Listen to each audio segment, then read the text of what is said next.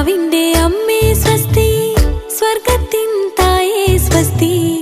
മക്കൾക്കായി അമ്മേ എന്നും പ്രാർത്ഥിക്കണമേ. കർത്താവിന്റെ അമ്മേ സ്വസ്തി, സ്വർഗത്തിൻ തായേ സ്വസ്തി. മക്കൾക്കായി